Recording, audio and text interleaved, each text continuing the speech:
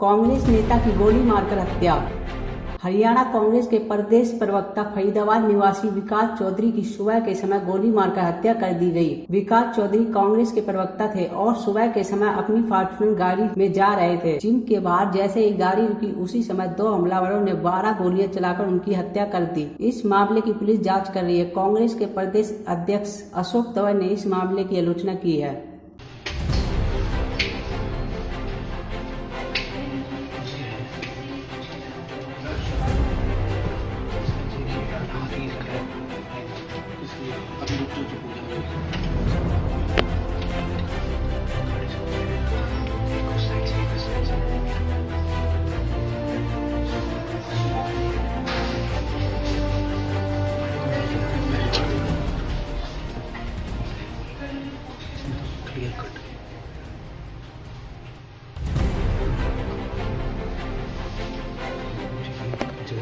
अगर कानून व्यवस्था होती तो इतना बड़ा ये कायराना और कत्ला हमला नहीं होता, और अगर अपराधियों के ऊपर जरा सा भी खौफ होता तो पूरा जंगल राज को चरितार्थ करने वाला पिछले 5 साल में हमने लगातार घटनाएं देखी।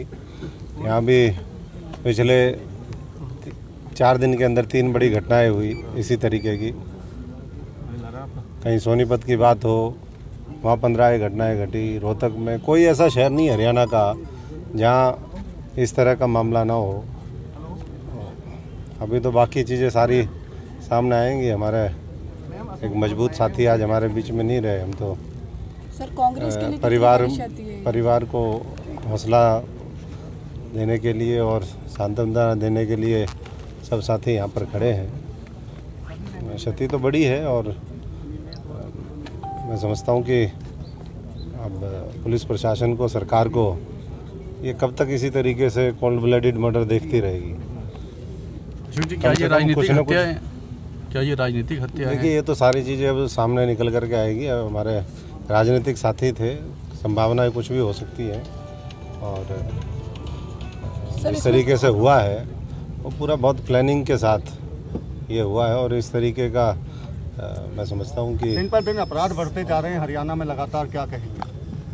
पिछले 10 दिनों में भी तीसरा वारदात है ये गोलीकांड का। बिल्कुल है। और जिस तरीके से 12-15 गोलियां लगी हैं, मैं तो खुद अभी देख करके आया हूँ। कल भी मर्डर हुआ है। मांग तो यही है कि जो दोषी हैं उनको कड़ी से कड़ी सजा मिले, लेकिन उसके साथ साथ आगे कोई फिर ना मरे। कोई इसी तरीके से ये तो अगर कानून का डर होता, ये STF गठित होती है और चीज़ें होती हैं, कहीं किसी का, पुलिस का तो कोई डर ही नहीं है। पुलिस को तो लगाया हुआ है लोगों से पैसे वसूल करने के लिए। मैं अभी देख रहा था एक वीडियो अवतार सिंह भिड़ाना जी की है, जिसमें वो खुद उन्होंने सारी चीज़ें पहले भी बोली इस बात को लेकर के कि यहाँ मर्डर के 2 करोड़ रुपये और जो है छुड़वाने के 3 करोड़ रुपये। तो इस तरह की अगर बातें होंगी तो फिर मैं नहीं समझता कि कोई भी नागरिक सुरक्षित रह सकता है। ये तो सुबह सुबह आदमी सहज तरीके से अपनी दिनचर्या पूरी करता है, जिम में जाता है और चीज़ें हैं, और अगर इस तरीके से वो होगा तो सड़क पर चलना मुश्किल हो जाएगा। लड़कियों का भी, औरतों का भी। अभी मुझे बताया कि मोलेस्टेशन के उसमें भी कल चाकू चला दिया एक लेडी के ऊपर, और आज ये घटना है।